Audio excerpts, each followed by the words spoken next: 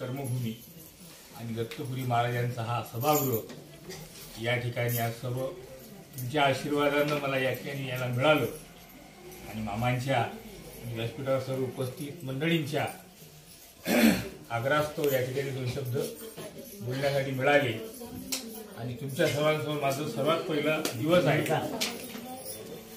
मामा माझं म्हणणं असं आहे की आतापर्यंत मी जे ऐकलं की बुवा आनंद संप्रदाय म्हणजे काय, आनंद संप्रदाय डुबणार, आनंद संप्रदाय उद्या काय, जोपर्यंत या कर्मभूमीवर मानव जन्म आहे तोपर्यंत गुरुतत्व आहे। गुरु म्हणजे आनंद संप्रदाय नाही आणि गुरु म्हणजे हे काही व्यक्ती नाही। गुरुतत्व म्हणजे असं आहे की प्रत्येक मानवाच्या ज्या माणसाला बोध आहे, जो मन बोलू शकते, सांगू शकते, अशा प्रत्येक माणसाला जन्मापासून तर मरेपर्यंत गुरु मार्गाशिवाय मार्गदर्शन नाही। जन्माला आला आईनं मार्गदर्शन केलं, मोठा झाला वडिलांनी मार्गदर्शन केलं, म्हणून गुरुतत्व म्हणून म्हणतात की चंद्र सूर्य नव्हते तेव्हा काहीच नव्हतं, धुमधुमकार नव्हता, पण गुरुतत्व होतं, आहे आणि राहणार।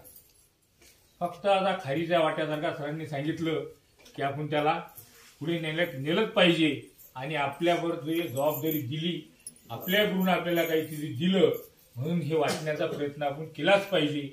कारण जी गंगा वाहत राहते तिचा कधी वास येत नाही, जी गंगा थांबते तिचं डोक तयार होते, कालांतराने तिचा वास येते।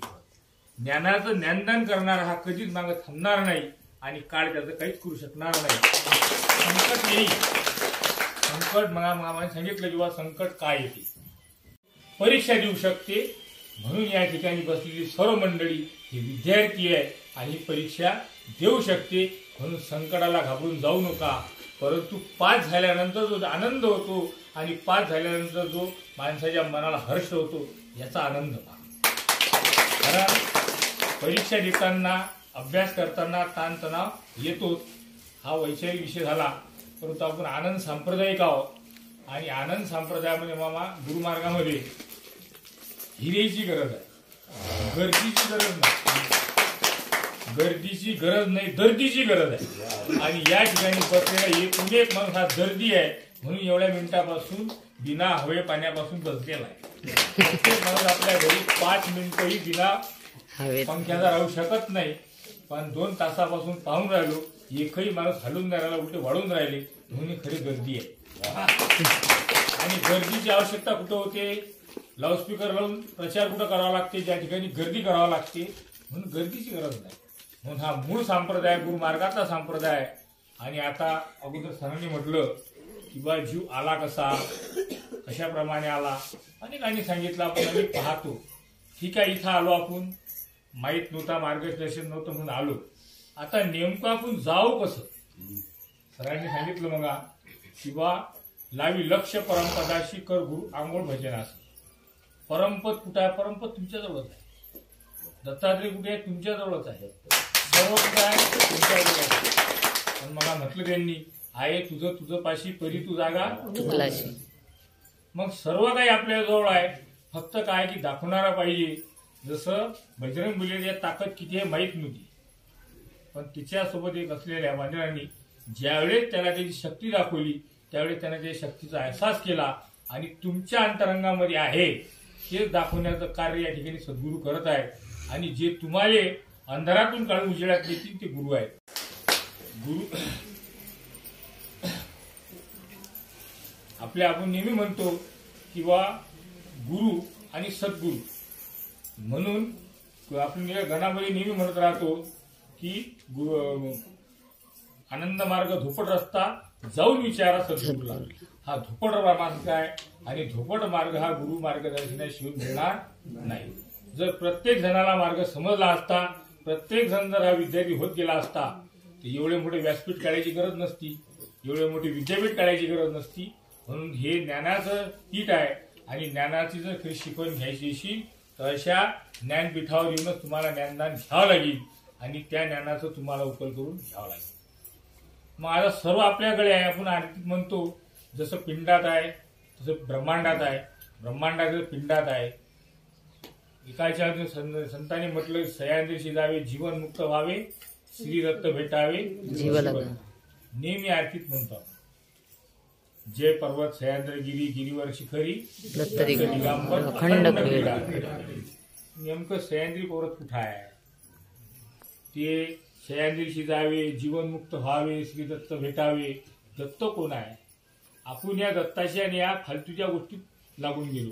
अरे दत्त दाता नेहमी तुमच्या सोबतच आहे. ज्यावेळी जीव आला त्यावेळी त्याचा गुरु शिव तुझ्या सोबतच आहे. जीव आणि शिव तुमच्या अंतरंगातच आहे. म्हणून एक चित्ती बसावे.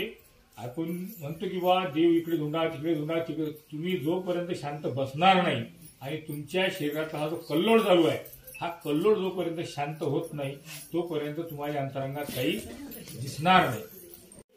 जीव लगा म्हणजे आता उद्याचा संप्रदाय कसा घडणार या विषयावर बोलण्याचा प्रयत्न करतो. मग सह्याद्रीशी जावे. सह्याद्री नेमकं आहे कुठे? तर जय पर्वत आपण आरतीत म्हणू. जय पर्वत सह्याद्री गिरी गिरीवर शिखरी दत्त दिगंबर अखंड क्रीडा. तो सप्तगिरी पर्वत सप्तगिरीच्या शिखरावरती नांदे श्री अनंत. मग आता सह्याद्री आणि सप्त पर्वत. मग सप्त पर्वत म्हणजे आतळ वितळ सुतळ नितळ तळातळ आणि रसातळ. खाली फोटो लागलेला आहे त्याच्याकडे सकाळी पाहून घ्यायचा. नखापासून आपल्या कमरीपर्यंत 7 पाताळ आहे. त्याच्यापासून 21 स्वर्ग सुरू होतात. 21 सिद्धांती असती आणि 21 वेदांती असती. आपण नेहमी ग्रंथात म्हणतो यास दे याचा डोळा पावा म्हणे जीवन मुक्तीचा सोळा. हा जाणेर कोणी विराळा सत शस्त्रामध्ये एक. आता या निरंजन मोहन पासून तर दर्यापूर पर्यंत लाखो लोक आहेत, करोडो लोक आहेत. मग त्या करोडो लोकांनी फक्त एवढेच लोक का आले की स्वतःला हे माना की लाखातून आपण आहो, मी लाखातला एक आहे म्हणून मी या मार्गात आलो, म्हणून मी ह्या गोष्टी ऐकून राहिलो. मग करोडो रुपये एखाद्या दत्तप्रभू नेतील. करोड मध्ये आपण नाही हा का निर्णय घेत नाही तुम्ही? स्वतःला आपण कमजोर समजतो. स्वतःला कमजोर नका समजू. कारण जीव हा आनंदाचा आहे, आनंद जीवाचा आहे. तर तुम्हाला संबंध मुलीचा ठेवून विरळा होऊन पाहावा लागेल. आपण आपल्याला कमजोर समजतो. मग आपण लाखात एक आहोत. लाख पोशिंद्यातून आपण एकटे आहोत. मग लाख पोशिंद्यामध्ये जर आहोत तर तो परमात्मा आपल्या अंतरंगातच आहे. तर आपल्या अंतरंगातच आणावं लागेल. सह्याद्री पर्वत आहे ना, या 6 इंद्रियाच्यावर पर्वत आहे. आणि या पर्वतामध्ये दत्तात्रय महाराज आहे. जीव खाली आणि शिव वर आहे. ग्रंथामध्ये याचं अनेक विश्लेषण येते. आपण 10व्या विनंतीत नेहमी म्हणतो. त्याच आरती जर आखरी पाहिलं तर आखरी तो श्री गणेशा श्री जगदीशा साक्षी अंतरी कलमीत म्हणतो. अवधी नजर उलटी कर एक साहेब सबल्या गुरु मन में मक्का मन में मैतर मन में जिगर करना जिने मन को मुंडा उन्हें आपको पहचाना. मन फिरे आलम फिरे बरोमत समाना इस तन म्याने खुदा ताला हार कर तन छोड़ा निराला हो कोई वस्ता दो का चेला तो इस तन में ढूंढ लेगा. महाराजांना कुठे जायची गरज नाही, कोण्या तीर्थयात्रेला जायची गरज नाही. म्हणजे गुरु घराणा या ठिकाणी यावं लागेल. 3 व त्रिवेणी संगमावर आंघोळ केल्यानं माणसाच्या जीवनाचे पाप धुतल्या जातात. त्रिवेणी संगमावर तर मच्छीमार अनेक लोक आहेत, अनेक परिवार आहेत. तिथं उद्धरून गेले असते, उद्धरून गेले असते की नाही. मग त्याचा उद्धार का नाही झाला? आता पुष म्हणा लागला की आपल्या इथल्या मंडळी जातात, मावले जातात ते नाही माहीत, पण बाकीच्या मंडळी आहे त्रिवेणी संगमावर 100% पुष म्हणत आंघोळीला जातात. अशा ठिकाणी आम्ही कारण पाहिले की नदी आटली पण डोक थांबलेली आहे. त्या पाण्यात पाय ठेवल्या जात नाही, त्यात आंघोळा करतात. मग कबीर महाराज म्हणतात अगर नहाने से अगर भगवान मिले तो सबसे पहिले मिले मछलों को. पाणी में भी मीन प्यासी रे पाशी. म्हणजे पाण्यातही ते मासुली असताना तिले जर देव नाही भेटला, आखरी तिले बाहेर जर काढला तर वासच येते. मग आंघोळ केल्यानंतर देव भेटला असता तर सगळ्यात पहिले तेल भेटला असता. मग आपल्याला का नाही देव मिळाला? नेमकं आपलं कर्म चुकलं म्हणून आपण सद्गुरू ठिकाणी आलो. आणि सद्गुरू तुम्हाला प्रत्येक क्षणी बोध दाखवतात. आहे तुझं तुझं पाशी परी तू जागा बोध. निज म्हणजे माझा, बोध म्हणजे मी झोपेला फक्त जागी करावं लागते. एखाद्या माणसानं जागी झोपीचं सोंग घेतलेलं आहे, त्याला उठवायला किती मिनिटं लागतात? 1 सेकंद. म्हणजे तुम्ही किती घार झोपू फक्त उठवलं 1 मिनिटात उठते. पण ज्यानं झोपीचं सोंग घेतलं तो उठू शकत नाही. मग आपण जर झोपीचं सोंग घेतलं अशी आणि रात्रंदिवस मामानं कार्यक्रम घेतले तर आपण उठणार नाही. आणि जर तुम्ही झोपीचं सोंग नशीन घेतलं, फक्त मामानं म्हटलं एका मिनिटात तुम्ही कार्यावर झोपीचं सोंग सोडा तर सर्व हे तुमच्याजवळच आहे. आणि ते ताकद आहे म्हणून बोलून राहिलो मी, कारण या ठिकाणी एवढं बसणं ठिकाणी शक्य नाही. मग सह्याद्रीशी जावे, जीवनमुक्त व्हावे, श्रीदत्त भेटावी जीवन. मग या 6 इंद्रियाच्या वर हे शिखर आहे. आपण पदार्थ ब्रह्मगिरीवर गुंफा, त्यामध्ये आनंद अविनाशी. दत्तात्रय विनाशी, निर्गुण शैली त्यांची शोभते, चंदन भस्मयोगी, तो योगी वितरागी आपी आप. ज्याची शिंगी बंद झाली त्याची नातेवाईकच बोलावं लागतात. नित्य शिंगी सुरू आहे, आणि जे नित्य आहे ते परमात्म्याचं स्वरूप आहे. कारण परमात्मा हा अनित्य नाही. या शरीरातली प्रत्येक गोष्ट तुमची प्रत्येक क्षणी परिवर्तित होऊन राहील. जे गोष्ट परिवर्तित होत नाही राहिली तिला भगवंत म्हणतात, जिचा कधीच भंग होत नाही. अशी कोणती वस्तू आहे तुमच्या अंतरंगात शोधा की जिचा कधी भंग होत नाही, आणि भंग झाला की तुम्ही तिला पाहू शकतही नाही, कारण पाहण्यासाठी तुम्ही जिवंत नसता. तो फक्त आहे श्वास. म्हणून या मार्गानं सह्याद्री पर्वतावर जायसाठी संतांना रस्ता सांगितला. कसं कडेल गुरु वाचून मार्ग कठीण. 3 वाटा ह्या त्रिकुटी, 2 सरळ 1 उरफाटी, जीवा शिवाच्या झाल्या भेटी याच रस्त्यानं. खेचेरी, भुचेरी, चाचेरी, अगोचेरी, 4 मुद्रा, 5वी मुद्रा ही उन्मुनी. येथे भुलल्या 12-16 नारी याच रस्त्यानं. मग आता खिचेरी भुचेरी सर्व समजली, पण 12-16 नारी कोणत्या आहे? आधारीच्या 4, स्वादिष्ठानी 6, मणिपुरी 10, अनाहाती 12, विशुद्धीच्या 16.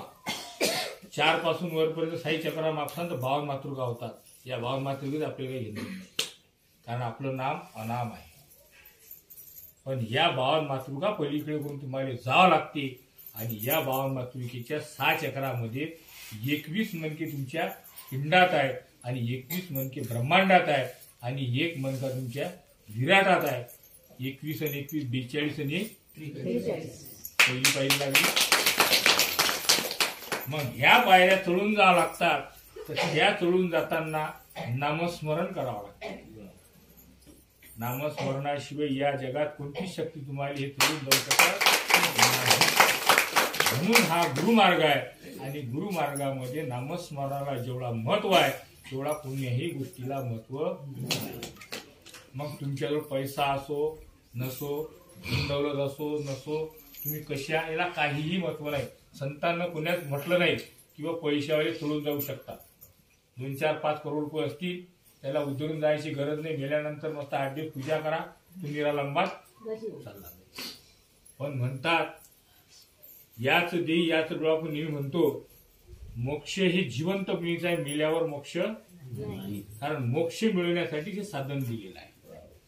या सृष्टीतल्या ब्रह्मा विष्णू महेश आणि अनेक देवता 81 कोटी 1.25 लक्ष एवढे देवी देवतेला जर उधरून जायचं असेल तर त्यांना मानव जन्म घ्यावा लागते, गुरुला शरण जावं लागते, तेव्हाच त्यांच्या जीवाचा उद्धार होतो. ज्या मालकानं आपल्याला देवी देवतेपेक्षाही मोठं केलं, ब्रह्मा विष्णू महेश तुमच्या अंतरंगात टाकून दिलेले आहे. अनेक देवी देवतांचे विषय तुमच्या अंतरंगात टाकून दिलेले आहेत.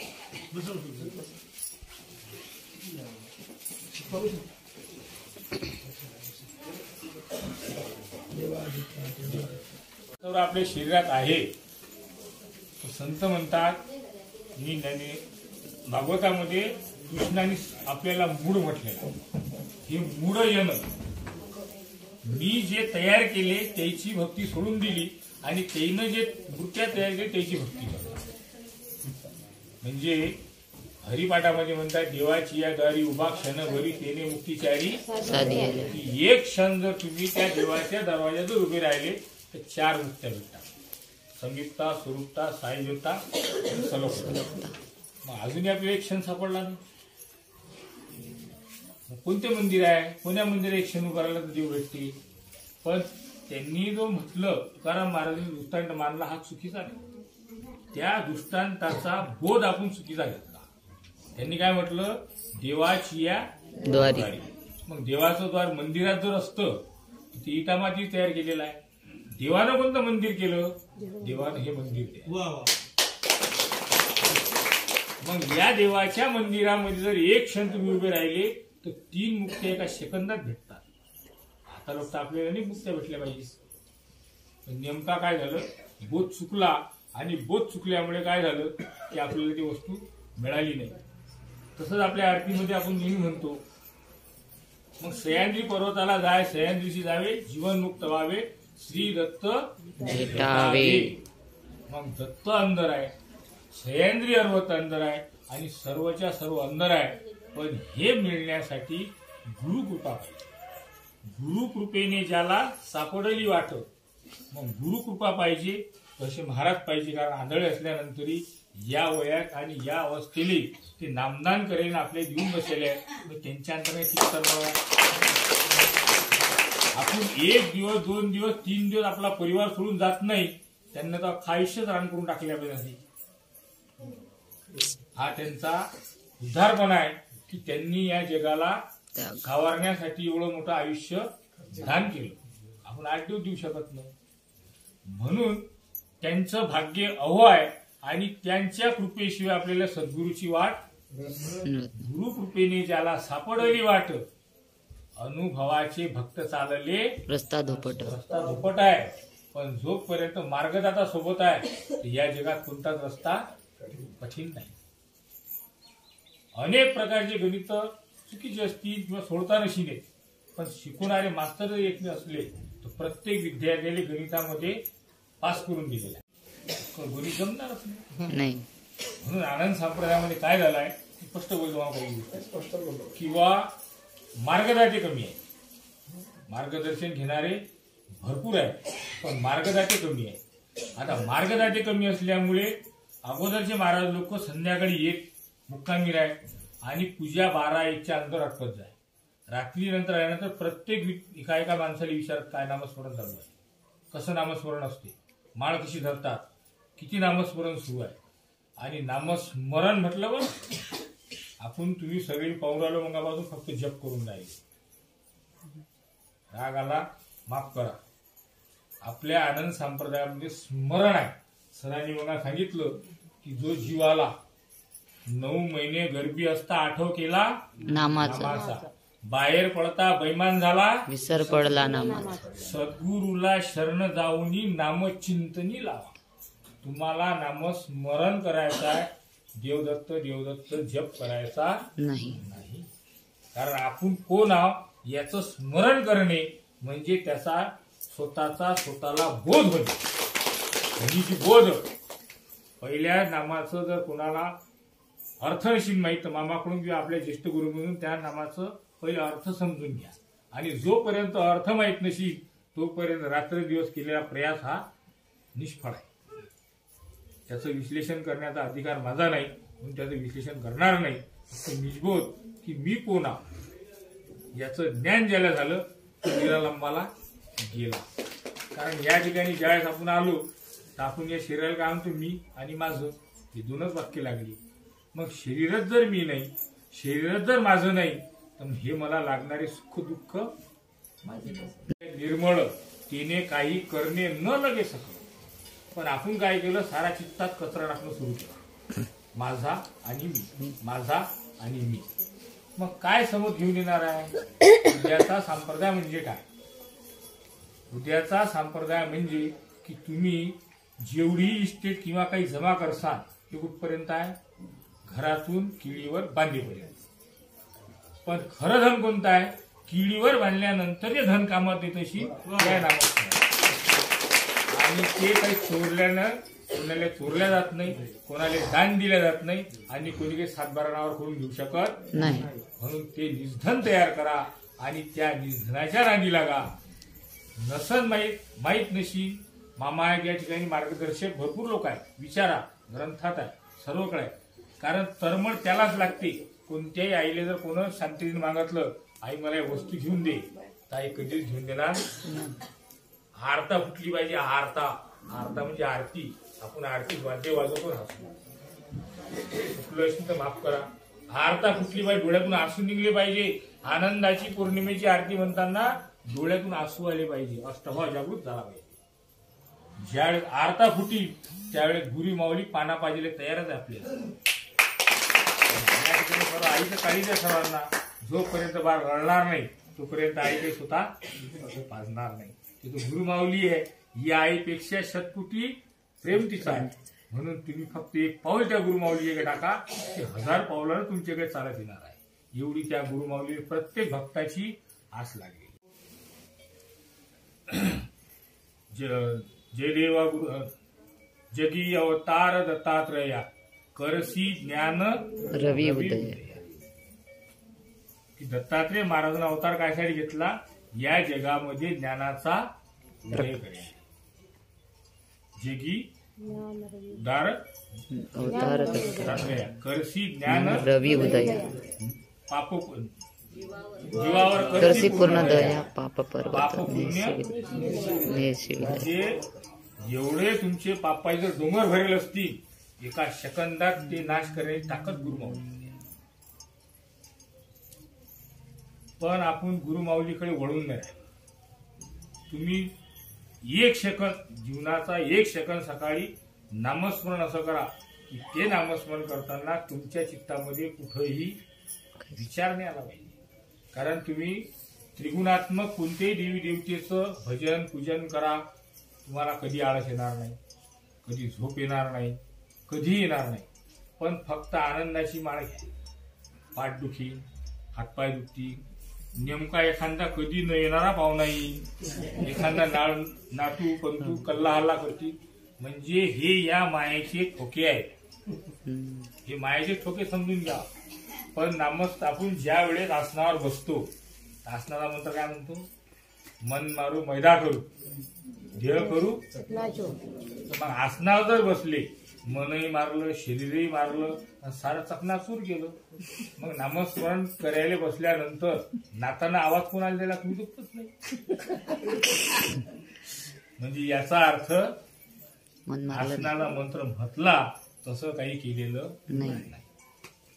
दुसरी गोष्ट, ज्या दिवशी दयाक्षिणी सद्गुरूचा अनुग्रह झाला त्या क्षणी हा नर मोक्षाशी गेला ना बा. कारण आपलं काय विषय नाही आहे, प्रवचन नाही, फक्त आपली देवाणघेवाण सुरू आहे. मग संत म्हणतात जया क्षणी अनुग्रह झाला तया क्षणी तो नर मोक्षाशी गेला. हे सत्य प्रमाण आहे, गुरु प्रमाण आहे आणि संताचं प्रमाण आहे. पण नेमकं मग आपण का नाही गेलो? अनुग्रह घेताना काय काय अर्पण केलं? तन मन धन. बरोबर आहे की नाही? सरायला गुरुला अर्पण केलं, राहायला काय शिल्लक? काहीच नाही. पण शिल्लक आहे म्हणून मोक्ष नाही. पुन्हा तनही अर्पण नाही केलं, मनही अर्पण नाही केलं, धनही नाही केलं. मग माणसाने तुम्हाला इस्टेट महाराज देऊन द्या. इस्टेट नाही. तुम्ही जे जे दिवसभर नामस्मरण करसा हे तुमचं आहे धन. मग ते 1000 हो, 2000 हो का 4000 संध्याकाळी आपल्या गुरुले अर्पण करा. कारण आज जर समजा मी 10,000 नामस्मरण केलं तर मन काय म्हणते? 10,000 केलं, बाकीचे तर फक्त बसेलच आहे. मग अहंकार जागृत होते. अहंकार जागृत झाला की ते नामस्मरण पूर्णचं पूर्ण निष्फळ होते. कारण मन शिल्लक नाही तर अहंकार कोण आली? तन शिल्लक नाही अहंकार कोण आली? म्हणून जे जे झालं ते सद्गुरूला अर्पण जर केलं तर पापही शिल्लक नाही, पुण्य शिल्लक नाही. संध्याकाळी झोपताना एक निष्ठेने फक्त एवढं करा की जे जे आज कर्म झाले असतील ते सर्व गुरुले अर्पण. मग ज्या जीवात्म्यामध्ये पापही नाही पुण्यही नाही, कोणतं कर्म शिल्लक आहे का? मग जायच्या दिवशी काही थोडं शिल्लक आहे का? हा जीवात्मा स्फटिक झाला. असं जर असेल तर तुम्हाला जिवंतपणीच मुक्ती मिळते. म्हणतात जीवे मारून या जीवितो जीवितो जीवनमुक्त कर सूक्ष्म गुरुमार्ग. माझा आलो बाळ मातृकेपर्यंत. पुढच्या वेळीत काय म्हणते? वाट केसाहुनी लहान येणं जाणं या रस्त्याने हे वय सद्गुरु घरची पुन्हा हे गुरुपुत्रा ओळखून. मग वाट सांगितली त्या वाटीने चालतो का?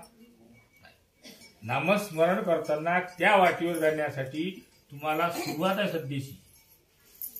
सध्याच्या सुरुवातीमध्ये आपलं लक्ष माळीवर जरी सुरुवात असेल, परंतु तुमच्या अंतरंगात काय बदल होऊन राहिला हा जर तुम्ही सूक्ष्मतेनं जाणत गेले, किंवा नामस्मरण बाहेर सुरू आहे, नेमका आपल्या अंतरंगात काय बदल होऊन राहिला. कारण नामस्मरण जर एक निष्ठेनं सुरू आहे तर तुमच्या शरीरात प्रत्येक वेळेस काही ना काही बदल होऊन राहिला. ही शरीर, ही सृष्टी प्रत्येक क्षणी बदलते. सायन्सवाल्याने 10 वर्ष अगोदर शोध लावला, आपल्या संतांनी आपल्या ग्रंथाने हजारो वर्षे अगोदर शोध लावला की हे शरीर एका मिनिटात 1,00,000 वेळा मरते आणि 1,00,000 वेळा जन्म. अहंकार कसा. प्रत्येक क्षणी हे शरीर तयार होऊन राहिलं, विनाश होऊन राहिला, तयार होऊन राहिलं, विनाश होऊन राहिला, तयार होऊन राहिलं, विनाश होऊन राहिला. पण या नाशिवंत शरीराचा आपल्याला देहभान आहे. हा नाशिवंत शरीराचा अभिमान ज्यावेळेस तुम्हाला निघून जाईल त्यावेळेस ते परमतत्वाने तुम्ही निराश जवळ आहे. फक्त मुंगीच्या पाय एवढं अंतर आहे. जसं एखादा आरसा आहे, त्या आरशात जर आपलं चित्र दिसत नसेल आपण काय करतो, पुसतो. आरसा पुसतो. पुसून घेतो. मग तो परमात्मा आपल्या जवळच आहे, फक्त काय ही माया मनात बसेल आहे. आणि मैनाबाई चौधरी म्हणते मायाचा एवढा प्रभाव आहे, मायावर मन वढाय टिकातलं राहतं की हे मन आता या क्षणी आहे, थोड्या कोणी क्षणी आहे, थोड्या क्षणी प्रत्येक शाळेची आजी आहे. आणि मनाचं जे कर्तव्य आहे, मनाचे जे कर्म आहे, हेच माया म्हणतात. म्हणून संत म्हणतात पहिले मनमुंडो भाई मनमुंडो बादमे भगवान मुंडो. म्हणून मनाच्या आधीन जर तुम्ही गेले तर आखरीपर्यंत निरालंबाले जाऊ शकत नाही. मनाले मुंड्याची पहिलीच पायरी गणपतीची. मग मन जर मुंडलं तर मन मुंड्यासाठी तुम्हाला आधार आहे नामस्मरण. कारण नामस्मरणाशिवाय मन कुठी थारा धरत. पिक्चर पाहत असाल चांगली मायाची साडी तर मग मन काही करत नाही. अरे ते चित्रंग आहे, आणि त्या चित्रंगामध्ये आपण एवढे विभागून जातो की त्या अवस्थेवर आपण एकरूप होतो. त्याला दुःख झाले की आपणही रडतो, त्याला खुशी झाली की आपणही हसतो. मी त्या चित्रासोबत आपण एकरूप होतो. मग जसं त्या चित्रासोबत एकरूप होतो त्यावेळेस मन काय करते का, मग त्यानुसार तुम्ही तुमच्या अंतरंगामध्ये एकरूप व्हा तर तुम्हाला मन कधीच काही करणार. पण याले साधन घ्यावं लागेल नामस्मरणात. नामस्मरणाशिवाय ह्या घटना घडूच शकत नाही. मग या 6 इंद्रिय जर तळ्यात अशी तर 6 इंद्रिय याच्या खाली 6 इंद्रिय आहे. या 6 इंद्रियाच्यावर ही शिखर आहे, आणि या शिखरामध्ये दत्तात्रय महाराजाचं विश्लेषण आहे. म्हणून तुकाराम महाराजांनी अभंगामध्ये स्पष्ट म्हणलेला आहे, देह ही पंढरी, आत्मा हा विठ्ठल, करी तसे संग अहर्निशी, मेरूच्या शेजारी 17वी सुंदरी, देव पंढरपुरी नादत असे, सौ देहाची करून या विटे विटे वरी उभा अशी लिट, तुका म्हणे लक्ष लावून अंतरी तोच वारकरी पंढरी. संतांनं आपल्या आरतीत म्हणतो, आपण पौर्णिमेच्या आरतीत स्पष्ट म्हणलेला आहे, करून या ऊर्ध्व दृष्टी चौपदार्थ पाहिले एका नाही. कारण अर्ध्व दृष्टी आपण अंदर गेलो नाही, कारण आपली दृष्टी सरळ आहे. सर्व ऊर्ध्व दृष्टी करताना नामस्मरण ज्यावेळेस करतो, डोळे लावतो, तो अंदर काय पडते, सर्व अंधार आहे. आणि या अंधारातच तुम्हाला लक्ष लावावं लागेल. कारण हा अंधार जोपर्यंत फुटणार नाही तोपर्यंत तुम्हाला ते परमशक्ती दिसणार नाही. किंवा लक्ष लावी लक्ष परमपदाशी करी आंघोळ. नामस्मरण करताना तुम्हाला त्या काळोख्यातच नामस्मरण करावं लागेल. कालांतरानं नामस्मरणानं तुमच्या अंतरंगामधले अनंत जन्माचे सूक्ष्म संस्कार जळून खापत. म्हणून म्हणतात तुकाराम महाराज, मुक्त झाली आहे निर्मळ, तिने काही करणे न लगे सकळ, बीज भाजून केली लाई, आम्हा जन्म मरण. म्हणून तुमच्या अंतरंगामध्ये जो अनंत जन्माचा कचरा पडलेला आहे, हा कचरा पहिले जाळून काढावा लागेल. आणि तो कचरा जळाल्यानंतर तुम्हाला तुमच्या अंतरंगामध्ये जो प्रकाश पडेल तो साक्षात प्रकाश आपलाच आहे, त्याचा नाही. म्हणून आपण आरतीमध्ये म्हणतो, सद्गुरु रायाने नवल केली निज मंदिरी नेले. माझा कोणतं मंदिर, निज मंदिर निज मंदिर म्हणजे माऊरचं, निरंजन माऊरचं, तरोड्याचं कुठं आपलं मनातलं आपल्या मनात सद्गुरुरायाने नवल केले केले, निज मंदिर देवी नेले, स्वयं ज्योती तेजले. अज्ञान हरपले सोहम ज्योतीचा प्रकाश झाला अज्ञानाचा नाश, श्री माया बोलली जीवा, होईल तुमची दास. माया येते सांग काय सेवा होईल. आपण म्हणतो काही तर पाहिजे नाही, सर्व काय बा मालकानं सर्व काही दिलेलं आहे. दिलं. सोहम ज्योतीचा प्रकाश झाला अज्ञानाचा नाश, श्री माया बोलली जीवास, चारी सृष्ट्या ह्या विलंबून चारी सृष्ट्या ह्या ओलांडून, चारी सृष्ट्या म्हणजे बाहेर कुठंच नाही, स्थूल देह, सूक्ष्म देह, कारण देह आणि महाकारण देह, हे चार देह म्हणजे चार सृष्ट्या. आणि पाचवा देह कैवल्य देह. कैवल्य देहामध्ये त्या आनंद स्वरूपाचं साक्षात दर्शन तुम्हाला 100%. मग चारी सृष्ट्या आपल्याजवळच आहे. चारी सृष्ट्या ओलांडून पुढे निरालंब भुवन संत तरले हो. साधू जन सद्गुरु कृपे. काय स्पष्ट सांगणार आहे आरती, किती स्पष्ट सांगा. दत्तात्रय महाराज मन तुमच्या चरणाचे दत्ताशी समर्पण. मग काया मन धन केले दत्ताशी अर्पण. एक चित्ती नामस्मरण जप म्हटला का नाही तयाचे चुकले जन्म मरण. अजून किती स्पष्ट सांगा आरती, किती स्पष्ट सांगा. रोज म्हणतो आपण, पण जोपर्यंत ज्या गोष्टीचा अर्थ समजणार नाही तोपर्यंत जर आपण म्हटलं तो वायफळ जाईल. आणि ज्या दिवशी अर्थ समजील आणि आज रोजी ज्या आरतीचा अर्थ समजला यानुसार तुम्ही जर आरती म्हटली तर 100% डोळ्यांना असूच काया वाचा तन सद्गुरूची केले अर्पण, एक चित्ती नामस्मरण तयाची चुकले जन्म मरण. अजून काय पाहिजे. साधा आणि सोपा आनंद संप्रदाय, काहीच कठीण नाही आनंद संप्रदाय. पण लोक म्हणतात बा तुमचा संप्रदाय एवढा कठीण आहे, असं करावं लागते. म्हटलं आमच्या संप्रदायाचा संप्रदाय हलका कोणता नाही, काहीच नाही करावं लागत. माळ आहे का नाही का माळ, मस्त तुला वाटीन त्या ठिकाणी बस, जेव्हा वाटीन तेव्हा बस, तुला जिथं वाटीन तिथं बस. काळ वेळ टाईम याची चांगल्या वाईटाची काहीच गरज नाही आणि सुरू होऊन जाय. मग एवढा सोपा मार्ग त्या दुनियेत कोणताच नाही. मग एवढा सोपा मार्ग असल्यानंतर का कठीण करून ठेवला बा. आनंद मार्ग धोपट रस्ता जाऊन विचारा तुला कोण म्हणजे धोपट रस्ता. अरे या मार्गासारखा सारखा साधा आणि सोपा रस्ता कुठंच नाही. पण मी त्यांना म्हणेन की सर ज्योती पेटेल आहे, पण नेमकं आग लागणारी जिथे नाही. ज्योती पेटेल आहे. सकाळी आपण काय म्हणतो काकडा आरती, उठी उठी प्रेमानंदा म्हणाले म्हणून राहिलो आपण आपल्यालाच. या प्रेमानंदाला म्हणा उठी उठी प्रेमानंदा स्वामी सद्गुरु मूर्ती स्वयं प्रकाश ज्योत वाळू काकडा आरती. प्रकाश ज्योत पेटेल आहे सर, ज्योत पेटेल नाही पण ज्योतीचा उजेडा पाहायला आपण जाई नाही. म्हणून ज्योत हे पेटेल असं नाही. ज्योत ज्या दिवशी जन्माला त्या दिवशी पेटेल आहे आणि ज्या दिवशी ज्योत विजून जाईल त्या दिवशी सोयरेच बोलावं लागते. म्हणून या पेटेल ज्योतीचा नेमक्या ठिकाणी आग लावा की जिथं ते पुढची ज्योत पेटी. आता पुढची ज्योत जर निरा गौरीसारखी अशी होली गट तर तुम्ही तिले किती लावलं तरी ते काही पेडणार नाही. म्हणून तुमची ज्योत अशा ठिकाणी लावा ज्या ठिकाणी कापुरासारखी टच दिला की बिलकुल पेटली. असे या संप्रदायामधले या आपल्या समाजामधले असे कापुरासारखे वक्ते धुंडा आहेत, भरपूर आहे. पण जे गौरीसारखे असतील पाहून घ्या, तपासून घ्या. गौरी आहे काही ह्याचा मेळ सोडून द्या. कारण सगळे जर इकडे आले तर तिकडे पुन्हा आपल्याला काय पाहिजे, हिरे पाहिजे, गर्दी पाहिजे. गर्दीची गरज नाही. गर्दी वाढली जाऊन बाळापूर साहेबाला मोठे हाल बांधावा लागतो. 8 दिवस काय केलं तर काहीच नाही केलं. म्हणून या ठिकाणी आपण जमलो तर या ठिकाणाहून काहीतरी घेऊन जा. एक आपल्या भारतामध्ये समाज आहे त्यांच्या खूप गुपित मिटिंगा होतात. पण संमती जातीने जर पाहिलं किंवा यानं जर पाहिलं तर बोटावर मागण्यासारखी टक्केवारी आहे. परंतु एवढं त्यांचं कार्य हे आहे की एकाची गोष्ट दुसऱ्याला कळत नाही. आणि आपण आनंद संप्रदायामध्ये आपली गोष्ट कुठंच लपत नाही. म्हणून सर्वांना माझी विनंती आहे की ज्ञान हे अशाच माणसाला वाटावं की ज्याला पचणार आहे ज्ञानदान द्या.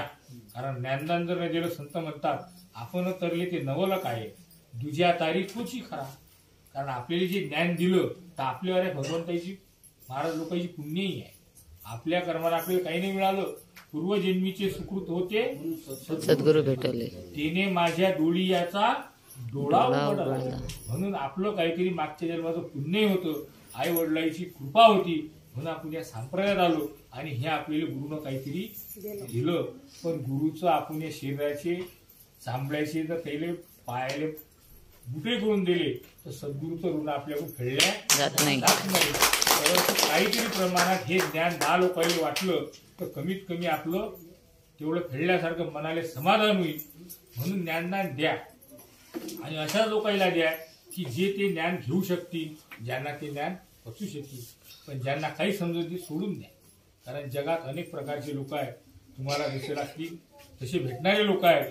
आणि आजपासून निर्धार करा की पुढच्या वर्षीपर्यंत कमीत कमी मी 21 जणांना तरी हे योग्य तऱ्हेचं ज्ञानदान देईन आणि या मार्गाचा विचार करीन.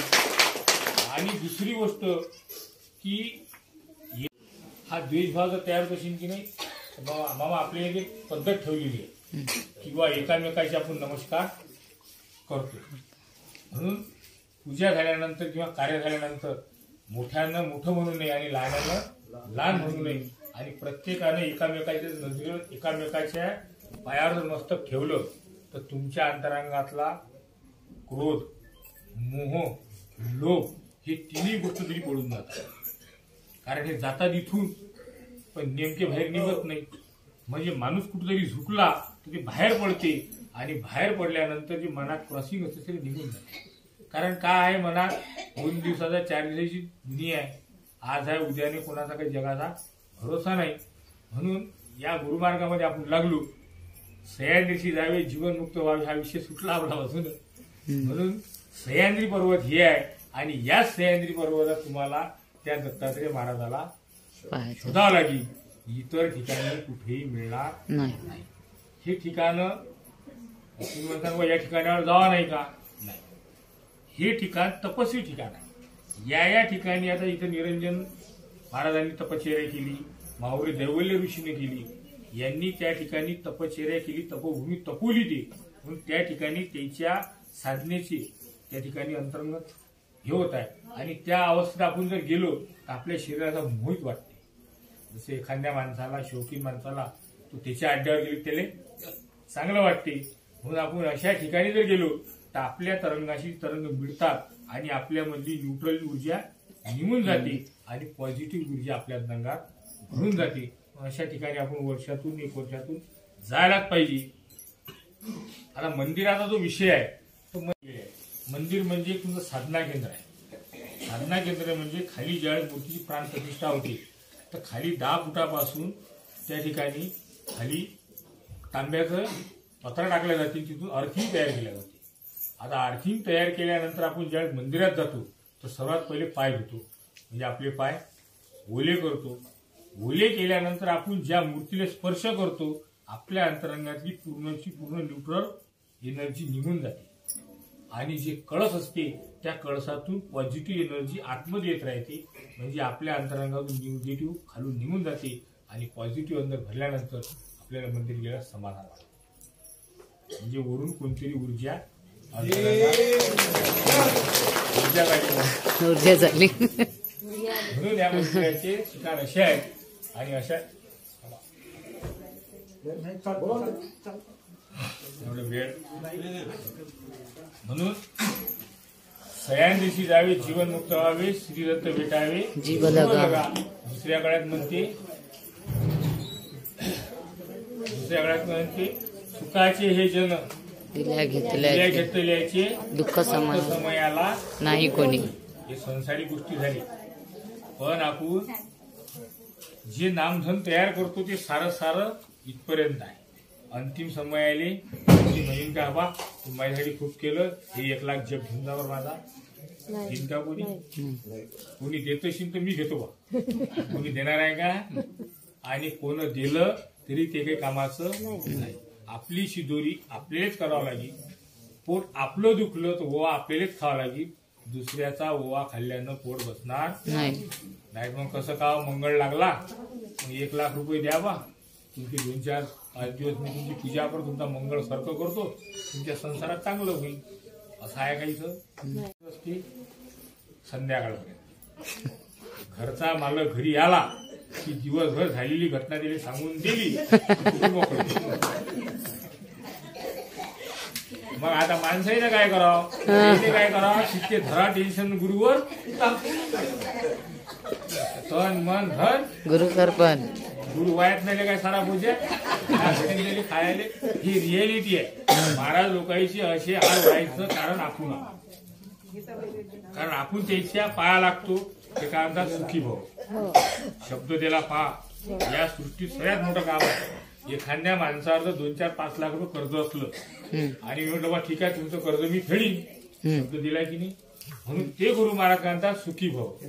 त्यानं सुखी भाव म्हटलं की तुमचं सारं पुण्य जात नाही, बरं पाप जाते पुण्य तुम्हाला वापरते. म्हणून हा संताईचा भोग येईल भोगावा लागते. परंतु ते एवढे दयेचे सागर आहे की गंगा जर शरण गेली तर त्याच्या पायानं पवित्र होते. आपण म्हणतो एकनिष्ठ भाव माझा सद्गुरु चरणात. त्यात सर्व तीर्थ आहे गंगा यमुना काशी.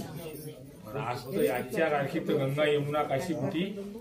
कारण अगोदर गुरुचं दर्शन घे तर पहिले पाण्यानं हात धु, पाण्यावर आणि हात टाकत आणि गुरुच्या अंगठ्याने लावून पिऊन घे.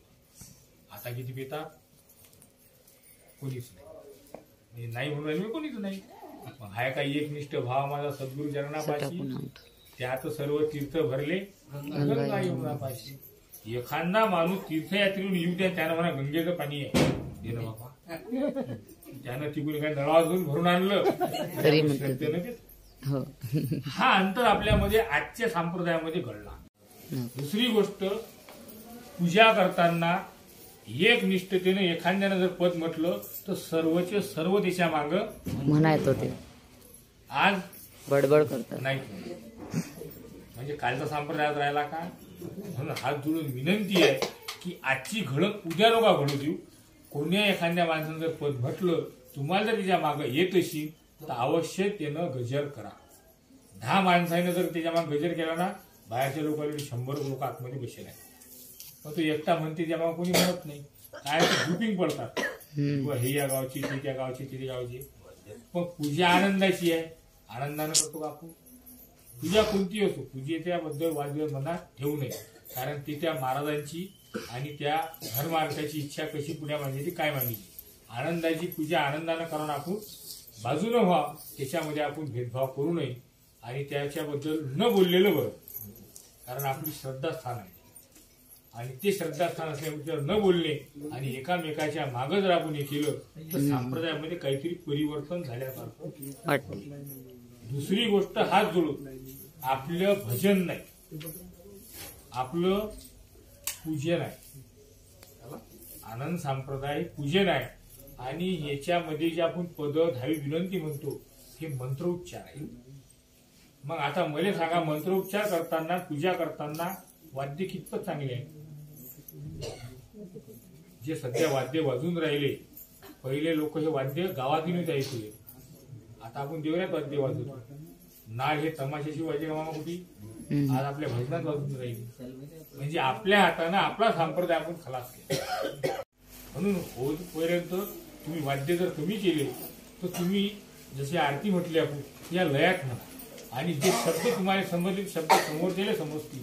पण आजकाल काय झालं की आपण ते यमकाच्या आधी सरे पद धावे बदलून टाकतो आणि यमक लागत नाही, ठेका बसत नाही. मग ठेका नेमक न बसल्यामुळे सऱ्या पदाचा आपण घरा करतो. म्हणजे आपल्या हाताला आपण संप्रदाय खलास केला गेली, बाहेरचं कोणी आलं का नाही. मग म्हणून या काही गोष्टीला आळा घातला पाहिजे. पूजा तुमची 4 घंटे नशीन होत ना, 2 तासच करा. पण यथापासून तर इथीपर्यंत पुजाऱ्याच्या आचार्याने आसन तोडू नये. मृत्यूत नाही असं न गण्य भोजन आम्हाला दे की ज्या गणनेमुळे हे शरीर जे लाकडाचं किंवा गोट्याचं बनलेल्या बधीर बनलेल्या पृथ्वी स्वतःला बनलेला आहे, हे पाण्यासारखं निथळ झालं पाहिजे. हे भोजन मागितलं. आपण आपल्या जायची आपलीच आपण स्तुती वेगळी करतो. काय लोक म्हणतील नाही, बाकीचे लोक म्हणतात का काही हेमाळ्या तुम्हाला काऊ तुम्ही तुमची आईलाच लग्न म्हणता म्हणे. मग आपल्या आईला जर कोणी एखादी शिवी दिली तडकन तोंडावर मारून देतो, मग बाहेरच्या लोकांना देण्याचं काय उत्तर द्यायला? ग्रंथ वाचून ग्रंथ काढून पहा. साबळे साबळेजवळ जुने ग्रंथ भरपूर आहेत.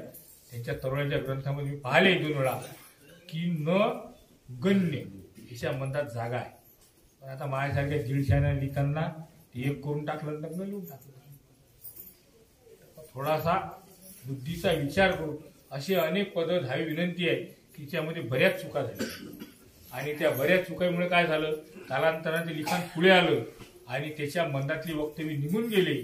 पण ते पुढे समोर आल्यानंतर आज त्या विषयावर वादविवाद तयार होतात, भांडणं तयार होतात. म्हणून हे जर सामोशानं जर विषय सोडले गेले आणि दोघांना जर समजले की बाबा हा शब्द हा नाही असा आहे, तर काही लोकांनी काय केलं, षड्रस पक्वान्य म्हणतात. माझा षड्रस पक्वान्य द्या. षड्रस पक्वान्य शीर राहिले पाहिजे.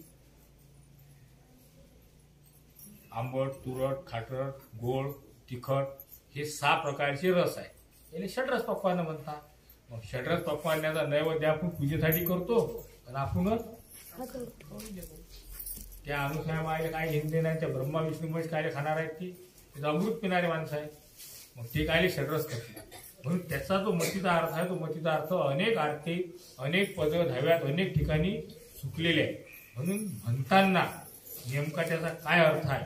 मी तो म्हणतो मामा एक नियम जर असा लावला की पद किती म्हणा हरकत नाही, पण ज्यानं जे पद म्हटलं त्यानं त्या पदाचा अर्थ त्या आचरणाची त्या दिवशी पिक्चरच्या चाला आणि फालतूचे पद ऑटोमॅटिक बंद होतात. ह्या 2-3 गोष्टी जर आचरण पाळलं तर मामा मला नाही वाटत की 1000 वर्ष सांप्रदायिकडे चुकून पाहावं लागेल. चुका करणारे आपणच, चुका दुरुस्त करणारे आपणच. मग आपण का नाही करावा चुका दुरुस्त. आज इथून जाताना हे 2-3 संदेश घ्या. सर्वांनी जे दिलं, सर्वांनी जे मार्गदर्शन सांगितलं आणि हा संदेश महत्वाचा की सह्याद्री पर्वत अंदर आहे, ते कसं उघडायचं काय उघडायचं ते आपापल्या गुरुकडून शिकून घ्या आणि योग्य मार्गतीनं ग्रंथात पदात हव्यात पूर्ण विश्लेषण आहे. आपले पद आपण चुका दुरुस्त करून आपण योग्यतेनं म्हणावं तर बाकीचे लोक योग्य म्हणतील. आपल्या पोराला जर आपण गोट्या म्हटलं तर लोक काय म्हणतील, गोट्याच. आपण जर म्हटलं मन्नूभाई शेठ, लोक काय म्हणतील, मन्नूभाई शेठ असतात. आता शेठचा पोर शंभूळ पुषा असते ते दिले शेठपणा लागते. आपल्या पोराचं नाव शिवा असते, आपण हे शिव्या म्हणतो ना बा. म्हणून आपल्या पोराचं जर आपण नाव चांगलं घेतलं तर जग नाव चांगलं घेईल. म्हणून आपले पद धावे आपण दुरुस्त करा आणि आपण योग्यतेनं म्हणा. आपल्या पूजेची जे मान्य आहे, आपल्या पूजेचं जे पवित्रता आहे ते आपण जर ठेवलं तर बाकीचे लोक ठेवतील. पवित्रता आपण भंग केली आहे याने सर्वात कारण आपण. 4 घंटे पूजा नका करू, 2 तास, पण योग्य निष्ठेनं योग्यतेनं आणि पवित्रतेनं ती पूजा झाली पाहिजे. 10 क्विंटल कापूस तांदूळ टाकल्यापेक्षा 1 क्विंटल टाका, 10 किलो टाकल्यापेक्षा 5 किलो टाका, पण ते 5 किलो प्रत्येकाच्या पोटात गेले पाहिजे, फेकून दिल्या गेले नाही. फुलं एवढे नको आणतात. पोतेभर फुलं असतात पूजेला. अर्धे फुलं वाहिल्या जातात, अर्धे फुलं ठेवून दिल्या जातात. कालांतरानं ज्या वनवाणीतून आपण फुलं तोडले ते वेस्टेज गेले, हे वेस्टेज गेले. संत म्हणतात की तुम्ही लाखो रुपयाची फुलं आणले, लाखो रुपयाची पूजा मांडली, काय केलं तुम्ही, या एकशिणीतच घेतलं आणि एकशिणीतच तुम्हाला काय भेटलं. मग गर्व कशाचा की बा मी एवढ्या पूजा केल्या आणि एवढ्या पूजेवर गेलो, एवढ्या पूजा मांडल्या. कोण मांडणार, काय मांडलं तुम्ही, जे मांडलं ते रात्री मोडून टाकलं. लहान मुलं जसा खेळ करतात त्याप्रमाणे खेळ केला, परंतु त्या ठिकाणी जे तुम्ही भक्ती केली, त्या ठिकाणी जे परमात्म्याचं स्मरण केलं तेच तुमच्या संग येऊ शकते. पूजा श्रद्धेनं लहान करा. आजकाल डेकोरेशन एवढं वाढलं पूजेचं की तिच्यावर वेगवेगळे लाईट लावतात, वेगवेगळे हे लावतात. अरे बाबा, जो स्वयंप्रकाशित आहे, जो या सृष्टीला प्रकाश देऊ शकते, हे तुम्ही या लाईटाने काय प्रकाश करा.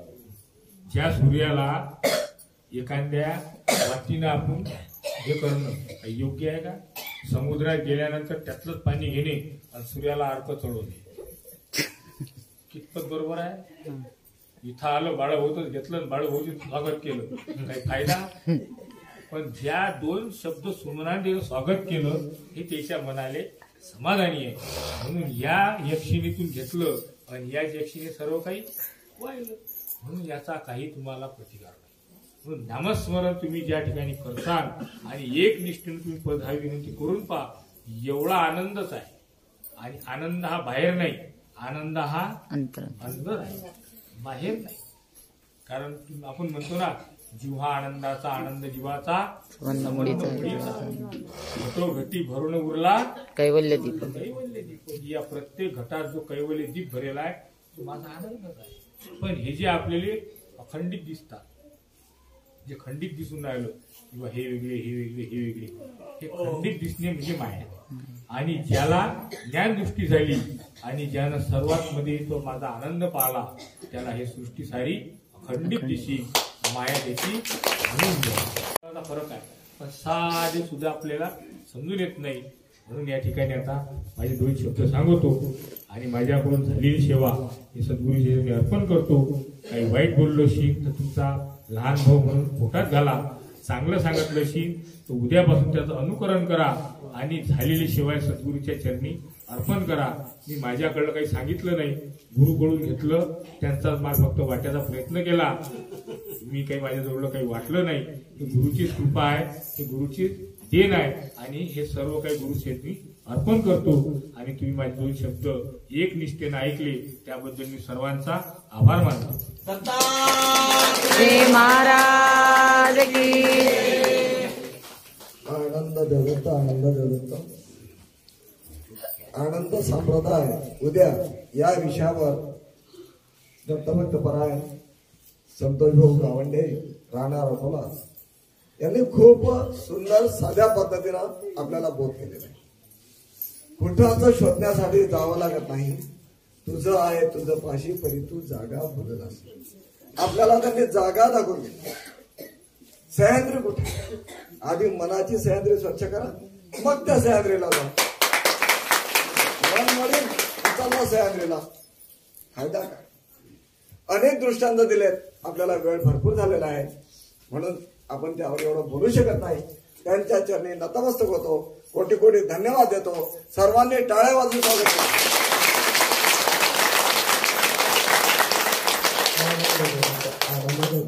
आणि दररोज